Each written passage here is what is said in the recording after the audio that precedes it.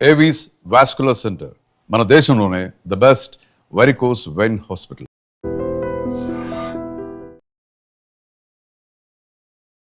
నమస్తే, welcome to I dream. నేను వలి. Micro finance పేరుతో లక్షలు వసూలు చేసి మొత్తంగా ఓవరాల్గా 200 కోట్ల రూపాయల వరకు మంగ్లీ వసూలు చేసింది. వాటిని తిరిగి ఇవ్వకుండా ఎగ్గొట్టింది.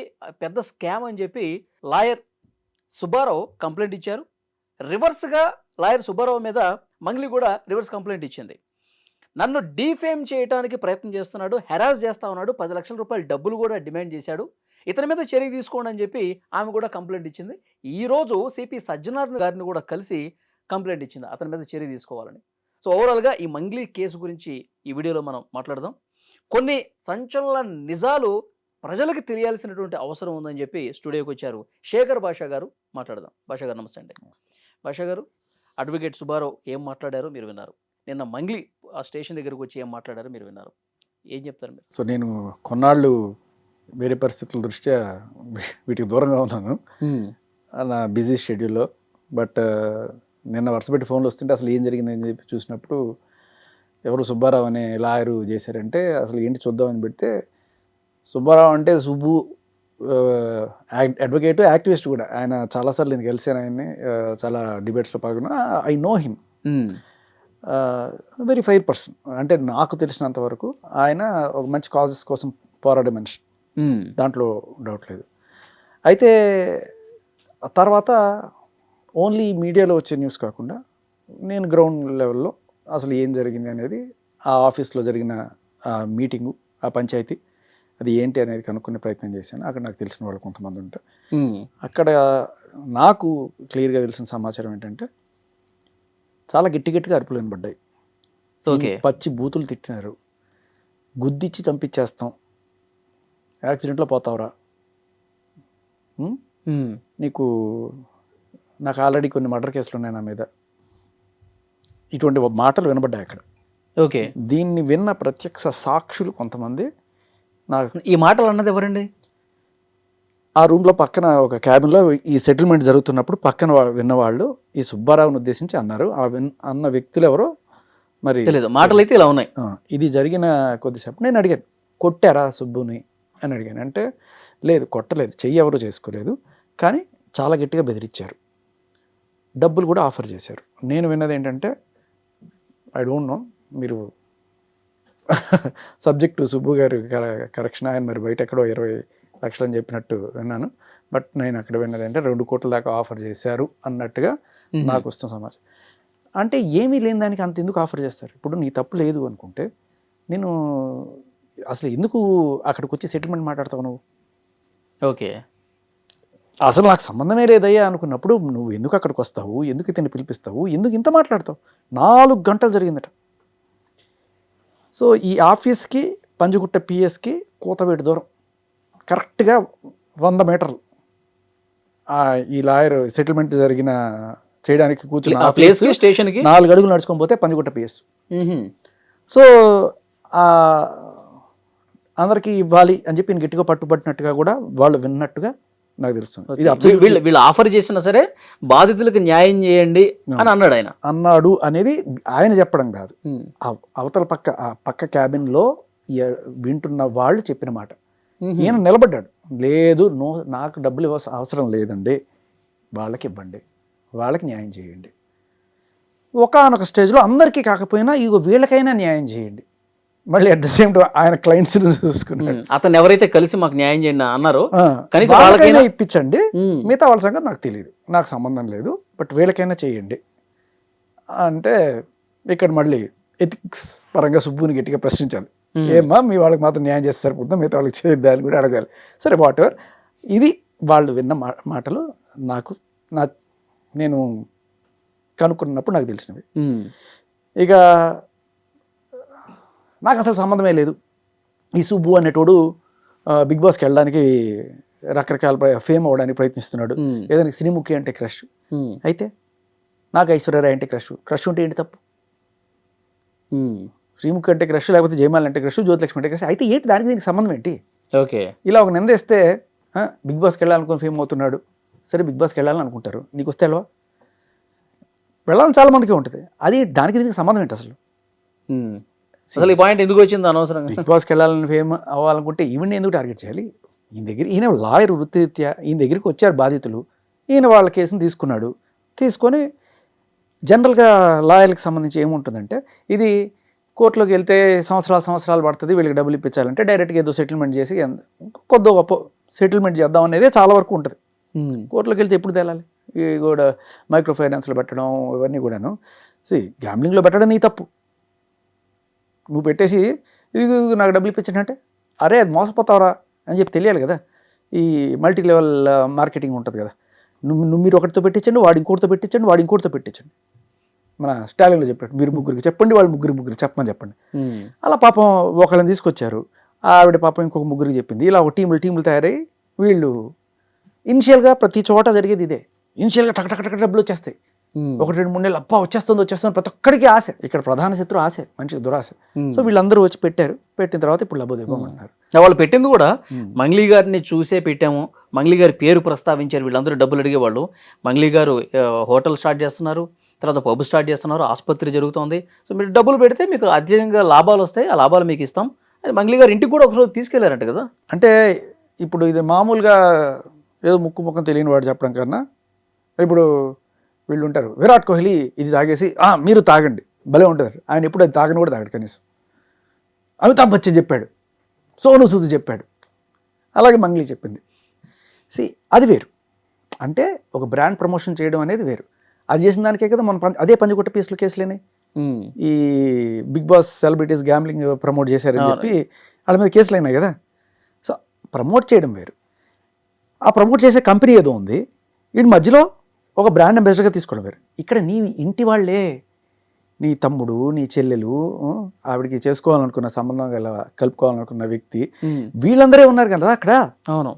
So you are just a brand ambassador, you are somehow related to this అనేది అర్థమవుతుంది. మొన్న రీసెంట్గా ఒక పాట వచ్చింది, చాలా మంది క్రిటిసైజ్ చేశారు. ఆ స్థాయి నీ స్థాయి వ్యక్తి నిన్ను అంత గౌరవించి, ప్రజలు గౌరవించారు, అవార్డులు ఇచ్చారు. మా తెలంగాణ ఫోక్ సింగర్, ఆవిడ పుట్టింది గుత్తిలోనే ఎక్కడో, రాయలసీమ అయినా కూడా తెలంగాణ ఓన్ చేసుకుంది. ఆవిడని ఓన్ చేసుకుని హక్కును చేర్చుకొని ఇంత పెట్టుకుంటే, అలాగే పక్క రాష్ట్రం అయినా సరే వాళ్ళు కూడా మా రాష్ట్రం అమ్మాయి అని చెప్పి గుర్తించి ఆ తిరుమల తిరుపతి దేవస్థానానికి అంతా చేస్తే, మీరు వెళ్ళి అటువంటి బూతుపాటలు ఇటువంటివన్నీ బాడి ఒకటి ఆవిడ ఇమేజ్ని ఆవిడే దిగజార్చుకుంది. ఎందుకు? అసలు ఈ కేసులో అదొకటే కాకుండా కొన్నాళ్ళ క్రితం 150 కోట్లు వాళ్ళ ఇంట్లో దొరికాయి అని చెప్పి దీని రిలేటెడ్. సో ఇప్పుడు వీళ్ళు ఇస్తున్న కంప్లైంట్కి దానికి అప్పుడు 150 కోట్లు ఎందుకు వచ్చింది ఎవరికి అర్థం కాల.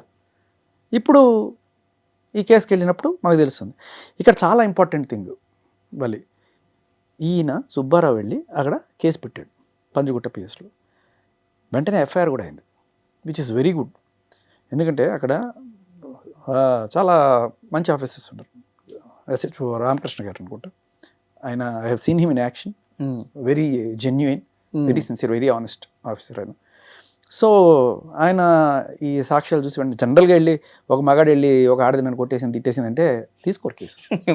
మీరే కదా చెప్తున్నా. But he felt that there is something substance in it and case తీసుకున్నారు. తీసుకున్న తర్వాత అంటే కేసు పెట్టి ఏదో రకంగా కాంప్రమైజ్కి తీసుకొచ్చి చేసుకుందాం అని చెప్పి అదొక ఆలోచనలు ఉంటాయి కదా. మీ ఇంకో విషయం కూడా నాకు అక్కడి నుంచి వస్తున్న ఇన్ఫర్మేషన్ ఏంటంటే, ఈయన ఆ గొడవ అయిపోయిన తర్వాత ఆ పర్టికులర్ పంజగుట్ట పిఎస్ బ్యాక్ సైడే వీళ్ళ ఆఫీసు, అక్కడ గొడవ అయిపోయి అక్కడి నుంచి నడుచుకొని వచ్చేస్తుంటే ఈయనకి ఫోన్ల మీద ఫోన్లు అంట, అన్నా వద్దన్నా పిఎస్ వెళ్ళొద్దన్నా, కంప్లైంట్ చేయొద్దన్నా, ఆగన్నా మాటినన్నా అని చెప్పి నాన్ స్టాప్గా కాల్స్ అంట అని వాళ్ళు చెప్పారు నాకు. సుబ్బు కూడా చెప్పింది కదా, వాళ్ళు చెప్పిన మాట. ఓకే. తర్వాత నేను ఇంటర్వ్యూ చూస్తుంటే సుబ్బు షోయింగ్, నేను ఒక్కసారి కూడా కాల్ చేయలేదు, ఆవిడే ఎన్నిసార్లు కాల్ చేస్తుంది. ఆవిడే కాల్ చేసి ఆవిడే ఈయన మీద కేసు ఎట్లా పెడుతుంది? నార్సింగ్ పిఎస్లోనే చెప్పాలి. మరి నార్సింగ్ పిఎస్ ఫేమస్ కదా మనకి, చాలా ఫేమస్. డ్రగ్ పెడ్లర్లు 45 రోజులు చెంచలు కూడా జైల్లో ఉండొచ్చేసిన వాళ్ళు కూడా హీరోల మీద కేసులు పెట్టగలిగిన పిఎస్. ఒకటి కాదు కదా, 5 ఏళ్ల తర్వాత ఒకరు వచ్చి నేను చిన్నప్పుడు నా మీద అత్యాచారం చేశారని చెప్పి కేసు పెడతారు. ఇటువంటి కేసులకి నిలయం మన నార్సింగి పిఎస్. ఓకే. కాదు సార్, ఇప్పుడు మంగ్లీ కేసులో ఇంత జరిగిన తర్వాత అసలు నా ఇన్వాల్వ్మెంట్ ఎక్కడుంది, అసలు నేను ఎక్కడున్నాను, నేను ఎవరినన్నా డబ్బులు అడిగానా, నా పాత్ర ఏంటి, ఇవేమీ లేకుండా నన్ను ఎట్లా బదనాం చేస్తారు, నన్ను ఎట్లా ఇందులో ఉన్నానని ఎట్లా క్వశ్చన్ చేస్తారని అడుగుతున్నాను. అది అడిగడానికి అసలు నువ్వు అక్కడ కూర్చొని 4 గంటలు పంచాయతీ ఎందుకు చేస్తావు? ఇక్కడ వేరే ఏ సాక్ష్యాలు అక్కర్లా, ఆవిడే పెద్ద సాక్ష్యం ఇచ్చింది, నీ అంతటికి నువ్వే అక్కడికి వచ్చి కూర్చున్నావంటే దాని అర్థం ఏంటి? సెటిల్మెంట్ మాట్లాడడానికి ఎవరు వస్తారు? అసలు నీకేం సంబంధం లేదయ్యా, నువ్వు ఎందుకు వస్తావు సెటిల్మెంట్ మాట్లాడడానికి? అరే పోరా, నాకేంటి సంబంధం, ఎవరి చూసుకోపో అంటావు. అమ్మో నా మీదకి ఏదో వచ్చేస్తుంది అయిపోతుంది అనుకుంటేనే నువ్వు వెళ్ళి సెటిల్మెంట్ కూర్చుంటావు. ఓకే, కూర్చొని అన్నిసార్లు ఫోన్లు చేసి వెనక్కి రా అని ఎందుకు పిలుస్తావు? పిఎస్కి వెళ్తుంటే వెళ్ళిపోయాడు, తెగిపోయింది, ఇప్పుడు ఏ రకంగా మేనేజ్ చేసుకోవాలి అనే కారణమా? ఇప్పుడు జనాలకి అందరికీ కూడా మెయిన్ డౌట్ నాకు ఎక్కడ ఇదేంటంటే కొన్నిసార్లు అంటే ఈవిడకున్న పొలిటికల్ ఇన్ఫ్లుయెన్స్ మనందరికీ తెలిసిందే. పాలిటిక్స్ ప్లే చేయడం, మన దేశంలో పాలిటిక్స్ ఎలా ప్లే చేస్తారో నీకు తెలుసు కదా. ఒకటి లేడీ కార్డు, ఇంకొకటి దళితుల కార్డు, ఇవి రెండు కూడా. అందుకనే జనరల్గా కేసులు ఒక దళితుడిని పట్టుకొని అన్నారు, ఒక మహిళను పట్టుకొని అన్నారు, ఇక్కడి నుంచి మొదలవుతుంది రాజకీయం. ఒక గిరిజన మహిళను పట్టుకొని ఇట్లా ఇబ్బంది పెడతారా? అది వేరే వాళ్ళని పట్టుకొని ఇబ్బంది పెట్టచ్చా? పొలిటికల్ గేమ్ ఆడడం నేర్చుకున్నారు ఓవర్ పీరియడ్ ఆఫ్ టైం జనాలందరూ కూడా. ఎస్పెషల్లీ ఇప్పుడు సుబ్బుకు ఫోన్ చేసినప్పుడు కూడా కేంద్ర మంత్రి ప్రస్తావన తీసుకొచ్చారని, ఎమ్మెల్యే కొడుకు ప్రస్తావన తీసుకొచ్చారని ఇది కూడా చెప్తా ఉన్నాడు ఆయన. ఇంకొకటి షాకింగ్ విషయం ఏంటంటే కొన్నాళ్ళ క్రితం ఈవిడ బర్త్డే రోజున పార్టీ కోసం పోలీసులు అక్కడికి వెళ్ళి డ్రగ్స్ ఏవో వాడుతున్నారు అని చెప్పి కలకలం రేగింది. ఆ తర్వాత కేసు ఏమైందో ఎవరికి తెలియదు. పాటలు అయితే పాడావు కదా, ఇటువంటి అసభ్యకరమైన పాటలు. ఇప్పుడేమైంది, సద్గురు లాంటి వాళ్ళు కూడా ఈసారి శివరాత్రికి పిలవలేవండి, నో ఎంట్రీ. ప్రతి సంవత్సరం కూడా ఆవిడ అక్కడ వచ్చి ఎంత గౌరవం కోల్పోయింది కదా. ఎందుకు? Just because they felt she's involved in this kind of ఆవిడ బర్త్డే రోజున డ్రగ్స్ లేకపోతే ఇది కలకలం వచ్చింది కాబట్టి. సద్గురు నెట్వర్క్ చాలా స్ట్రాంగ్ ఉంటుంది, వేలాది మంది ఫ్యాన్ బేస్ కదా ఆయనకి. సో పోలీసుల నుంచి తప్పించుకోవచ్చు కానీ అక్కడి నుంచి తప్పించుకోలేరు. ఆయనకి ఖచ్చితంగా ఇన్ఫర్మేషన్ ఉంటుంది. నువ్వు తప్పు చేయలేదంటే ఖచ్చితంగా ఆయన నేను కుంజేర్చుకుంటాడు, ఉంది అంటే మాత్రం ఖచ్చితంగా దూరం పెడతారు. అదే మనకి. సో ఆ రకంగా అక్కడ ఇప్పుడు ఈ కనెక్షన్లో ఆయన పంజగుట్టకి వెళ్ళినప్పుడు నేను షాక్ అయిన విషయం ఏంటంటే ఆయనకి డ్రంక్ అండ్ డ్రైవ్ టెస్ట్ చేశారు. ఆయన రోడ్డు మీద ఏమైనా బండి నడుపుతున్నాడా? రోడ్డు మీద బండి నడుపుతున్నాడు ఆయన. అంటే తాగేసి వచ్చి నువ్వు ఏమైనా కంప్లైంట్ ఇవ్వడానికి వచ్చావా? వెరీ గుడ్, చాలా మంచి ప్రాక్టీస్. ప్రతి స్టేషన్లోనూ ప్రతి కంప్లైంట్ ఇచ్చేవాళ్ళు మీరు టెస్ట్ చేయండి, తాగేసి వచ్చి ఇస్తున్నాడా అని చెప్పి. అసలు పోలీసులకు ఆలోచన ఎందుకు వచ్చిందండి? ఆలోచన వాళ్ళకి ఎందుకు వచ్చింది అని బదులు మనకి ఎందుకు రాలేదు ఇన్నాళ్ళని సిగ్గుపడాలి మనం. నిజంగా చెప్తున్నా, ఖచ్చితంగా చేయాలి, మంచి ప్రాసెస్. కానీ ప్రతి ఒక్కరికి చేస్తున్నావా నువ్వు? ఎందుకు సుబ్బుకే చేసావు అంటే రాత్రికి రాత్రి ఈవిడ వెంటనే అక్కడికి వెళ్ళి కేసు పెట్టడం, ఈయన ఒక్క కాళ్ళు లేకపోయినా కూడా ఈయన ఆవిడని థ్రెటన్ చేశానని చెప్పి అక్కడ వెళ్ళి ఎఫ్ఐఆర్ చేయించడం. కార్డులు ఉన్నాయి కదా మనకి, గట్టిగా మహిళా కార్డు వాడచ్చు. నన్ను పర్సనల్గా కలవమన్నాడు, 10 లక్షల రూపాయలు డబ్బులు డిమాండ్ చేశాడు, ఇవన్నీ కూడా చెప్పారు కదా. బట్ ప్రూఫ్ చూపించాలి కదా. సుబ్బు చూపిస్తున్నాడు కదా ప్రూఫ్లు. ఇదిగోండి చూడండి ఇన్ని కాల్స్, నేను ఒక్క కాల్ చేశాను చూపించమానండి అడుగుతున్నారు కదా. సో మగాడు కేసు పెట్టాలంటే 100 సాక్ష్యాలు కావాలి, ఆడవాళ్ళు కేసు పెట్టాలనుకుంటే నోటి మాట చాలు. అందులోని సెలబ్రిటీస్, మన సజ్జనార్ గారు మొన్న ఒక వీడియో రిలీజ్ చేశారయ్యా. సజ్జనార్ గారు ఏమంటున్నారంటే ఆడపిల్లలు చాలామంది మోసపోతున్నారు, మా దగ్గర రకరకాల కేసులు వస్తున్నాయి పాపం, యూట్యూబ్ అది ఫేస్బుక్లోను ఇన్స్టాగ్రామ్లోను అబ్బాయిలంట షారుఖ్ ఖాన్ సల్మాన్ ఖాన్ లాంటి ఫోటోలన్నీ పెట్టేసి వాళ్ళని మభ్యపెట్టేసి వాళ్ళతో డబ్బులన్నీ ఇప్పించుకొని వాళ్ళని వాడుకొని చేస్తున్నారు. ఇటువంటి కేసులు చూస్తే నాకు చాలా బాధేస్తుంది. అమ్మాయిలు మీరు ఎవరన్నా సరే మీరు వచ్చి కేసులు పెట్టండి ఇటువంటి వాళ్ళ మీద, వాళ్ళు ఎక్కడున్నా సరే వాళ్ళందరినీ తీసుకొచ్చి, ఎంతమంది అయితే అబ్బాయిలు అంతమందిని తీసుకొచ్చి లోపలేసేస్తాం అని చెప్పారు. ఈ ఫెసిలిటీ ఆడవాళ్ళకైనా సార్, మగవాళ్ళకి లేదా అని అడుగుతున్నాను నేను. అంటే ఇప్పుడు నిజంగా మగాళ్ళు కూడా బాధితులుగా ఉన్న సందర్భాలు ఉన్నాయి కదా, హనీ ట్రాపులు చేసి. లేదు, నీకు ఇక్కడ ఏంటంటే మగాళ్ళకి చెప్పాల్సిన అవసరం ఏంటి?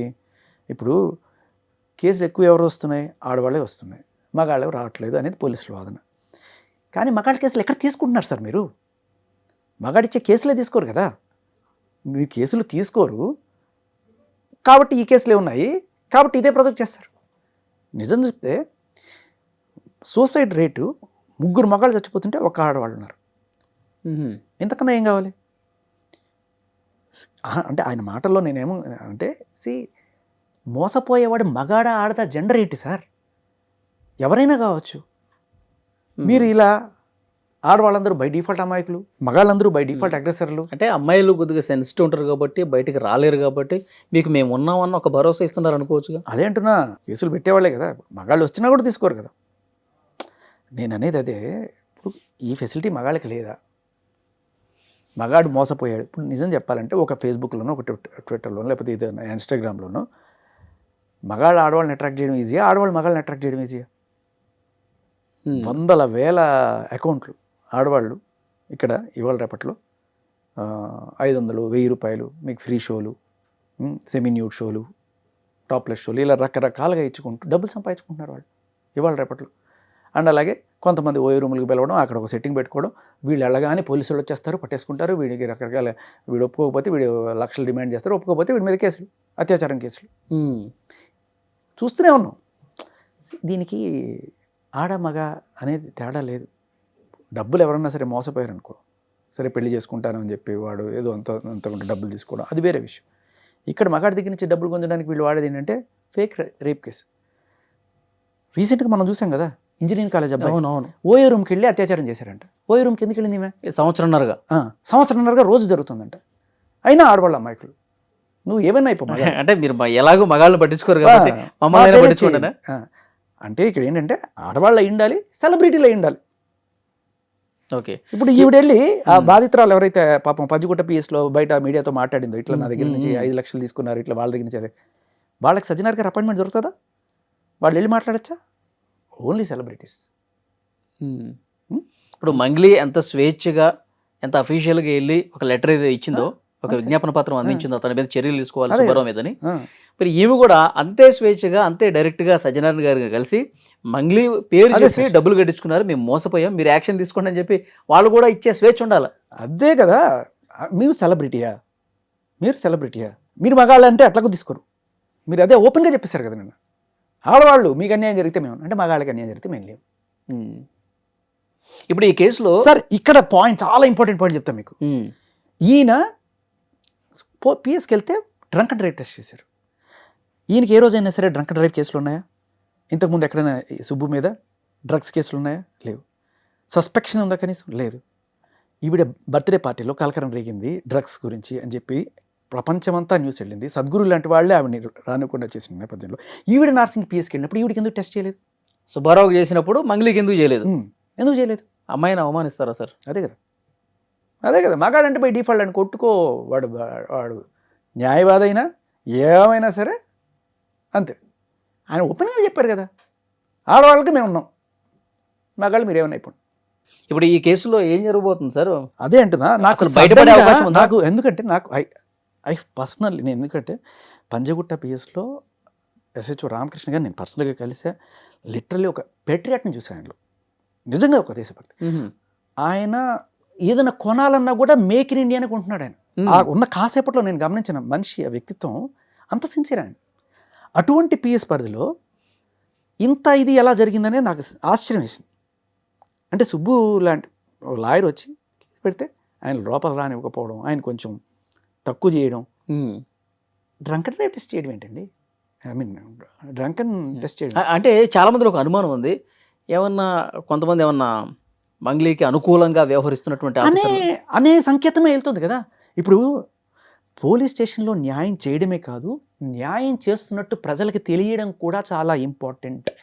ఇది న్యాయం చెప్తుంది, చట్టం చెప్తుంది. మీరు న్యాయం చేయడమే కాదు, న్యాయం చేస్తున్నామని ప్రజలకు తెలియాలి. ఎప్పుడైతే ఇటువంటిది జరుగుతుందో ఇక్కడ అందరికీ డౌట్ వస్తుంది. ఒక డౌట్ రేకెత్తిచ్చే విధంగా ఉండింది ఆ డ్రంక్ అండ్ డ్రైవ్. ఏదైనా డ్రంక్ అండ్ డ్రైవ్ కూడా కాదు కదా, సడన్గా అది ఎక్కడి నుంచి వచ్చింది? ఉన్న పళంగా రీడింగ్ కూడా తెలియదంట కదా. 25 పాయింట్స్ ఎంతో వచ్చినాయి, ఎంతో. నేను వచ్చే ముందే కాఫీ తాగొచ్చాను, వీళ్ళు పెట్టి చూశారు.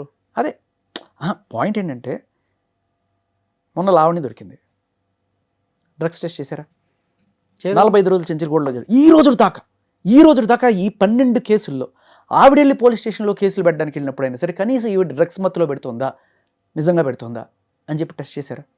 నన్ను దాడి చేయడానికి వచ్చిన రోజు ఫుల్గా మందు కొట్టి డ్రగ్స్ చేసుకొని వచ్చి అంతా పచ్చి బూతులు మాట్లాడుతూ రోడ్డులో అర్ధరాత్రి 11:30కి అటాక్ చేసినప్పుడు కనీసం పోలీస్ స్టేషన్లో ఆవిడ తీరు చూడగానే అర్థమైపోతుంది ఫుల్గా తాగేస్తుంది. కనీసం డ్రగ్ టెస్ట్ చేశారా? అంత పేరు మోసిన ఆవిడ కదా, 45 రోజులు చెంచల్గూడ జైల్లో పెట్టారు కదా. ఈవిడకి మంగ్లీ ఏమి ఆవిడ కూడా ఒక కేసు అంటుకుంది కదా బర్త్డే రోజున. మరి సుబ్బుకి ఎందుకు చేశారు, ఈవిడికి ఎందుకు చేయరు? బేసికల్లీ ఏంటంటే ఇక్కడ మీరు అన్నట్టు ఆడవాళ్ళు సార్, మీరు ఏమైనా చేసుకోండి, మందు కొట్టండి, డ్రగ్స్ చేయండి, మేము మిమ్మల్ని ఏం క్వశ్చన్ చేయం, మిమ్మల్ని ఏం అడగం. మీరు కంప్లైంట్లు ఇస్తే మేము పెట్టేస్తాం, అంతేనా? అంతే కదా. ఏ సాక్ష్యం ఉందని ఈయన మీద పెట్టారు కేసు?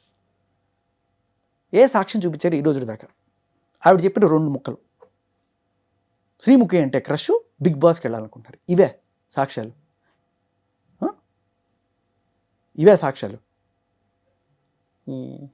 అంటే ఆయన శ్రీముఖి అంటే క్రష్ ఉండడం అది ఏమన్నా నేరమా? బిగ్ బాస్ కి వెళ్దాం అనుకుంటున్నాడు, అది నేరమా? నాకు చాలా సార్లు ఫోన్లు చేసి శ్రీముఖి గురించి అడుగుతా ఉండేవాడు. అయితే నీకు ఒక యాక్టర్ అంటే ఇంట్రెస్ట్ ఉంటుంది, ఆవిడ ఒకసారి కల్పించు అని చెప్పి అడగడం ఇంక వేరే రకమైన సంకేతాలు ఏమైనా ఇస్తుందా? లేదు కదా. నాకు రాజతరుణ్ తెలుసు అనుకుందాం, నువ్వు ఒకసారి నాకు రాజతరుణ్ సినిమాలు చూసాను, నన్ను ఒకసారి రాజతరుణ్ కల్పించావు, నాకు ఇష్టం అంటావు. అయితే అది తప్పు కాదు కదా. జస్ట్ బికాస్ శ్రీముఖి ఆడదైపోయింది, ఈయన మగాడైపోయాడు కాబట్టి ఏదో రకంగా బురద జల్లే కార్యక్రమం కదా. మనల్ని మనం సేఫ్ చేసుకోవడానికి కోసం మన కులం గుర్తొస్తుంది, మనం ఆడవాళ్ళని గుర్తొస్తాం. అవతల వాళ్ళ మీద బురద జల్లడానికి వాడు ఒక ఉమెనైజరు. అంటే మంగ్లీ పేరు తీసుకొస్తే ఆయనకి ఫేమ్ వస్తుంది, రాష్ట్ర వ్యాప్తంగా ఆయన పేరు చర్చలో ఉంటుంది, కాబట్టి బిగ్ బాస్లోకి వెళ్ళాలి. ఇప్పుడు మంగ్లీయే ఎందుకు డైరెక్ట్గా, ఇంకా బోల్డ్ మంది ఉన్నారు కదా, వై ఎందుకు? ఇంకా ఐశ్వర్యరాయో అమితాబ్ బచ్చన్ ఎందుకు తీసుకోలేదు? ఆయన ఎత్తుకోవడం పెద్ద గుండ్రా ఎత్తుకోవచ్చు కదా.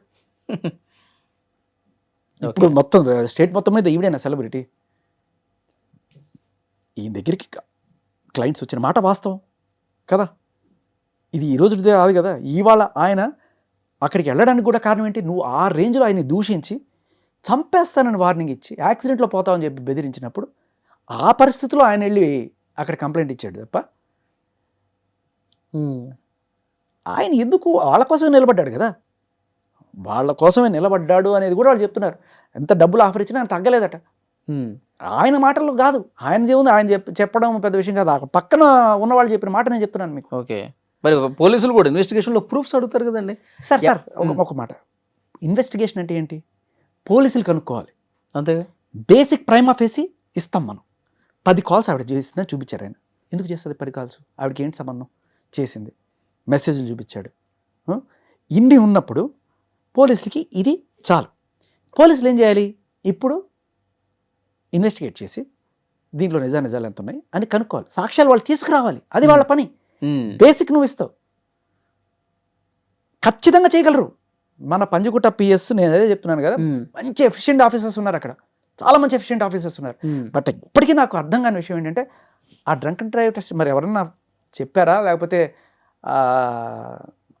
మేబీ కొన్నిసార్లు ఏమవుతుందంటే అక్కడ మంగళికి సంబంధించిన వాళ్ళు కూడా ఎవరన్నా వచ్చి ఆయన తాగేసి చేస్తున్నాడు సార్ అని చెప్పి ఆరోపించినప్పుడు అప్పుడు కొన్నిసార్లు వాళ్ళ కోసం కూడా చేసి ఉండొచ్చు. ఓకే, అలా కూడా అయి ఉండొచ్చు. నేను ఆఫీసర్స్ని కూడా ఏమి తప్పు పట్టను నేను, ఎందుకంటే I seen them in action.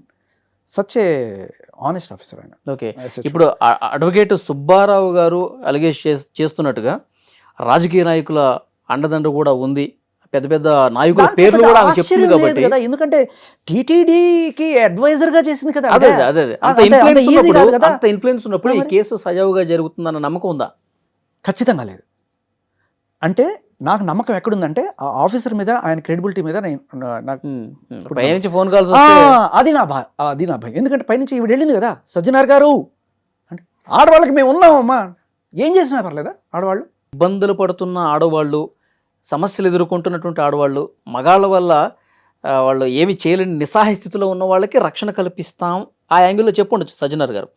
కానీ ఒక ఆడమనిషి నిజంగానే తప్పులు చేసి నేరాలు చేసి కాదు సార్, న్యాయం అంటే బాధితులకి న్యాయం చేయడం. బాధితుల్లో ఆడవాళ్ళకే న్యాయం చేస్తా ఉండడం ఏంటి? యాజ్ అ పోలీస్ నేను అడుగుతున్నా, పోలీస్ అనేవాళ్ళు ఎవరైనా బాధితులకు న్యాయం చేయాలి, మేము ఆడ బాధితులకే న్యాయం చేస్తాం అంటే ఏంటి దాని అర్థం? బై డిఫాల్ట్ మేము ఆడవాళ్ళనే బాధితులుగా చూస్తాం అనేది కదా. కాదు, ఇప్పుడు మంగ్లీ గారు ఒకవేళ తప్పు చేశారు అనుకుందాం, ఫర్ ఎగ్జాంపుల్ అనుకుందాం, అప్పుడు సజ్జనర్ గారు తప్పు చేసినా వదిలేస్తారనా మీ ఉద్దేశం? ఆహా, అంటే మనం ఎక్కువగా గారాబం చేస్తే జరిగే ఎఫెక్ట్లు ఉంటాయి కదా.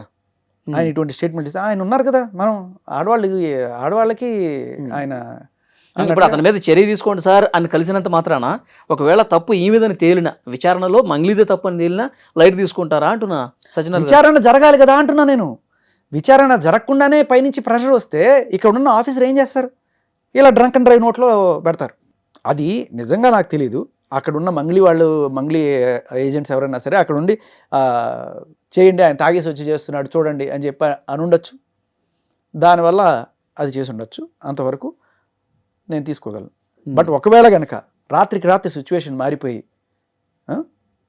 ఎందుకు కేసు పెట్టారు అని చెప్పి పైనుంచి ఏమైనా ప్రెషర్ వచ్చిందా నువ్వు అన్నట్టుగా కూడా దాంట్లో ఏమీ ఆశ్చర్యమేం లేదు.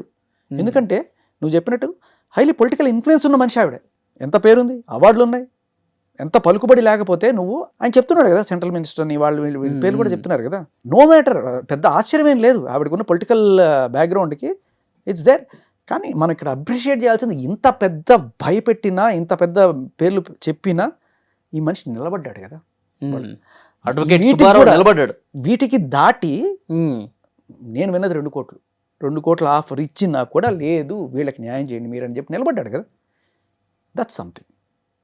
ఓకే, ఆయన కరేజ్కి మనం నిజంగా హ్యాట్స్ ఆఫ్ సుబ్బు. లేకపోతే అంత ప్రెషర్ని తట్టుకొని, అంత డబ్బు ఆశ చూపించిన తట్టుకొని అతను వాళ్ళ కోసం నిలబడ్డం అనేది నిజంగా అప్రిషియేట్ చేయదగ్గ విషయం. ఖచ్చితంగా నిజం. ఏదన్నా వెహికల్తో గుద్ది చంపించేస్తాం నిజమేనది మీరు విన్నది? అంటే అక్కడ ఉన్న ప్రత్యక్ష సాక్షి చెప్తున్నాడు నాకు. ఓకే, ఇలా బెదిరించారని చెప్పి. సో ఇవన్నీ కంప్లైంట్ ఇచ్చాడా? మొత్తం పిన్ టు పిన్ ఆయన మొత్తం ఇచ్చాడు. అది ఎఫ్ఐఆర్లో కొన్నిసార్లు లాయర్లు సెక్షన్లు పెడుతుంటారు కదా అని అడిగితే, లేదన్నా ఆయన ఇచ్చిన ప్రతి మాట అక్కడ జరిగింది అని చెప్పాడు. ఓకే, అండ్ ఇంకొకటి కూడా చెప్పాడు, నా పేరు బయటికి రానివ్వకు, మా ఆఫీస్ పేరు తీయకు అని కూడా చెప్పాడు. అమ్ముడు పోయాడనే కదా, భయపెట్టారు కూడా కదా, అదే ప్రాణభయం కూడా పెట్టారు కదా. So this is a serious thing. పోలీసులు ఖచ్చితంగా ఇక్కడ వాళ్ళకున్న ఇదేంటంటే న్యాయం జరిగినట్టు చూపించడం కూడా వాళ్ళ బాధ్యత, న్యాయం చేయడమే కాదు అది. సో ఇది కొంచెం సీరియస్గానే తీసుకోవాలి, ఆ బాధితులందరికీ కూడా న్యాయం చేయాలి, అండ్ సుబ్బుకి సెక్యూరిటీ ఇవ్వాలి. సో చూద్దాం భాష గారు ఏం జరగబోతుంది ఏంటన్నది. చాలా సీరియస్గానే ఈ కేసు నడుస్తోంది. బెదిరించారు, డబ్బులు ఆఫర్ చేశారు, అయినా లొంగకుండా బాధితుల పక్షాన్ని నిలబడ్డాడు కాబట్టి ఇప్పుడు సజ్జనర్ గారిని మంగ్లీ గారు కలిసినంత మాత్రాన ఆమె వైపే న్యాయం ఉందని చెప్పి భావించాల్సినటువంటి అవసరం లేదు. సో పోలీసు ఉన్నతాధికారులు ఈ కేసులో వాస్తవాలేంటో వెలికి తీయాల్సినటువంటి అవసరం ఉంది. అలాంటి నిష్పక్షపాత విచారణ జరుగుతుందని మనం కూడా ఆశిద్దాం. Thank you very much. And for more videos, please subscribe to iDream. Please subscribe to iDream. Please subscribe iDream. And please subscribe to iDream. For more videos, subscribe to iDream. please like, share and subscribe to the channel. Congratulations, iDream. Subscribe to iDream. Subscribe to iDream. So subscribe to iDream Media. iDream team అందరికి huge congratulations. Please subscribe iDream Media. Please subscribe to iDream. Subscribe iDream. Please subscribe to iDream. iDream అంటే నా కళల ఛానల్ను subscribe చేసుకున్న నోరు తిరుగుతలేదు, మీరైతే గంట గుర్తు కొట్టండి. For more such videos, please subscribe to iDream. Subscribe to iDream. Please subscribe to iDream. Please subscribe iDream Media. Please do subscribe to iDream. Please subscribe to iDream Media. For best entertainment and information, please subscribe iDream. And don't forget to subscribe to iDream.